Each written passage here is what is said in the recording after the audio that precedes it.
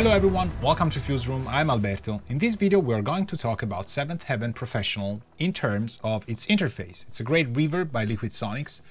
And as you know, I despise videos that look like people are reading from manuals. I make fun of those people, and that's why my career didn't bloom, and that's why those people pretend they don't know me at trade fairs. However, you're stuck with me for today, so that's what we're gonna do. I have around 8 bars, that's all we need, of a little menu music piece that I wrote years ago. And I brought it in, reloaded the instruments, and made sure they were dry as a bone. So let's hear the song and then let's talk about it. It's not a song, it's actually 8 bars.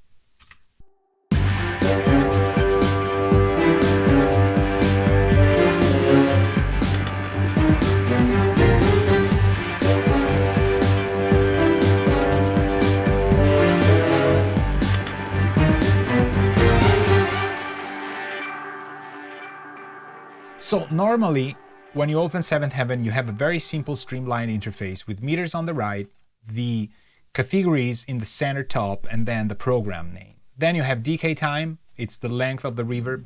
Then you have mix, and then you have gain. So mix, note that it's 50% 12 o'clock, and then it's full wet clockwise, and then it's full dry counterclockwise. So you handle dry and wet with a single knob.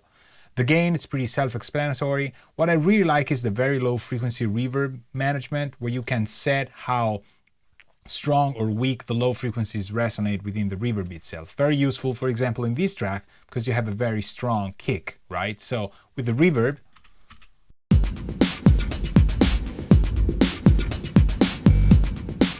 you hear that the sub-lows just clean up. You know, it just needs a little bit of time for the reverb to develop itself, and then when the reverberation comes on, you hear it. Then another very cool slider is the early versus late ratio.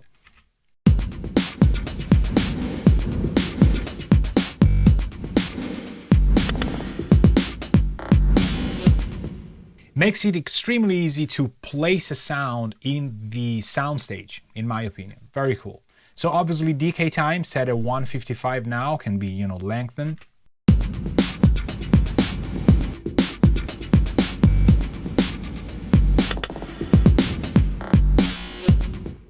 And you can automate these, of course, and it actually sounds really good. It never really explodes, which is nice. On top you have save and load preset. You have parameters and preferences for presets, interface, and CPU efficiency. Super boring plugin information, but you know, very useful if you need them. Now there's a second pane which is hidden, which is accessible through this little triangle or clicking on advanced controls and master EQ. The advanced controls is where things get really cool. You can choose the pattern for reflections from set 0 to 31, and that alters the way the reflections are handled by the engine. You just, you know, I usually go by ear, but they do change quite a lot. There's a lot of colors, definitely.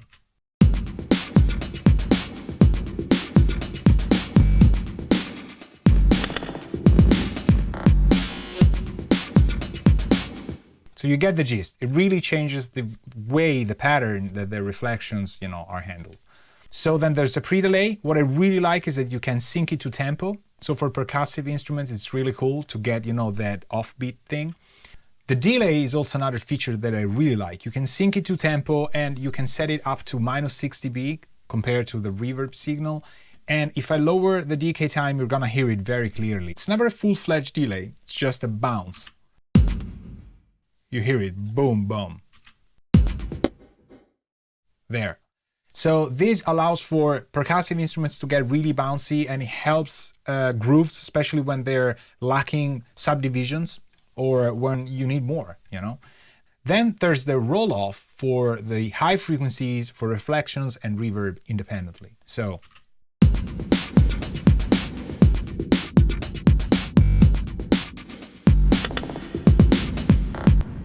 really musical, really capable of displacing and misplacing the reverb in the soundstage, which is incredibly important to make things integrate, you know, with each other.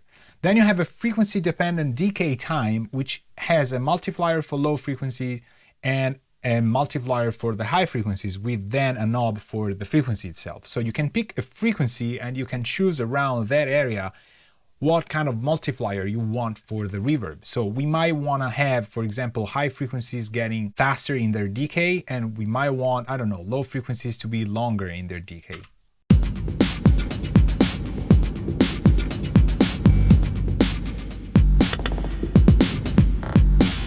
Now all of a sudden it's pillowing on the low frequency content. And we can do the opposite, for example, 200.2 and then, 10K at 4 times.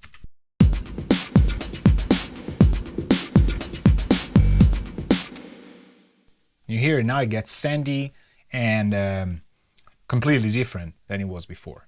Then we have a master equalizer section which alternates its view in the user interface with advanced controls, and here you can set the EQ. Remember to turn it on or off, there's a power button there, and you have low cut, lows, mids, highs, and high cut. So you have 2 filters, 3 bands. Here, pretty self-explanatory, you have gain, frequency, and Q. For the 3 bands, you can pick whether you want a shelf or a peak for lows and highs. I usually use this for the last 10% where I really want to emphasize or dip some frequencies. So for example here, let's try it on these drums.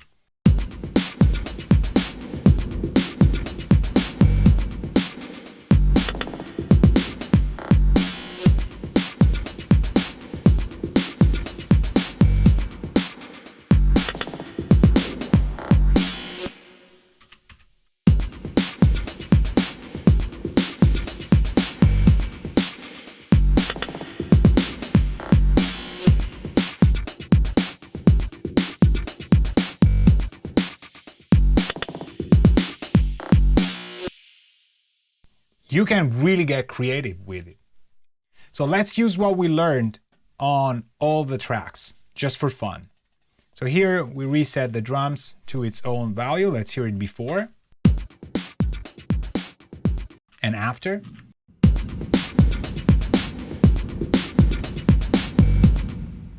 Now on the strings, all together.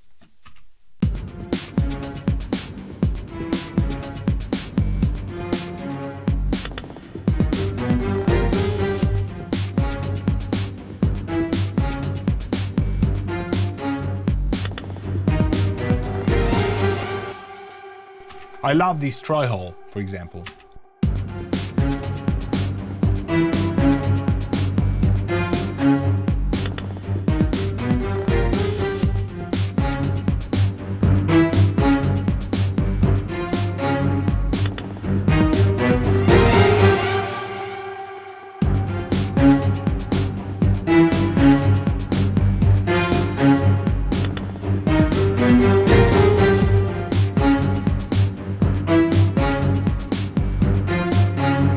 Okay, brass.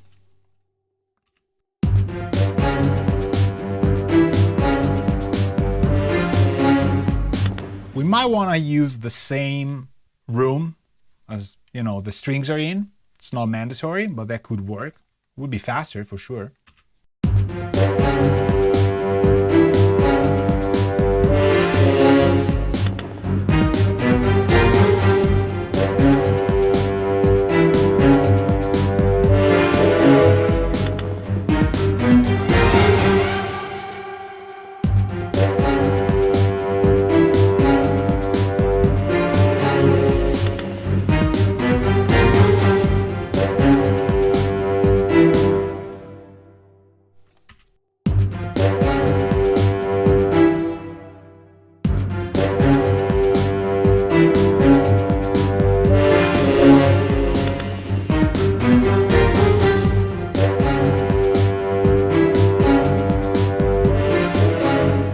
Okay, I'm gonna copy this to the other brass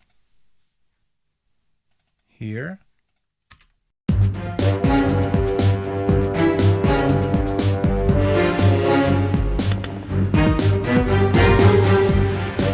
And then lastly, the guitars, which are super weird.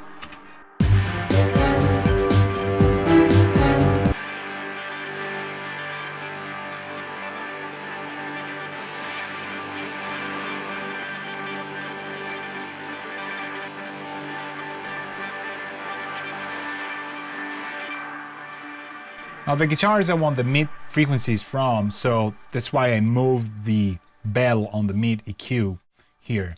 And let's try maybe something different, like some plate, for example, or spaces. Arena.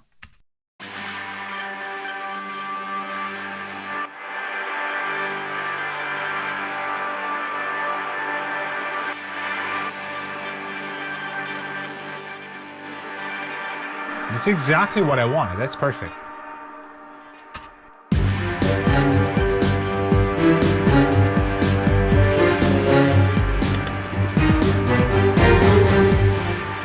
Let's hear the whole thing now.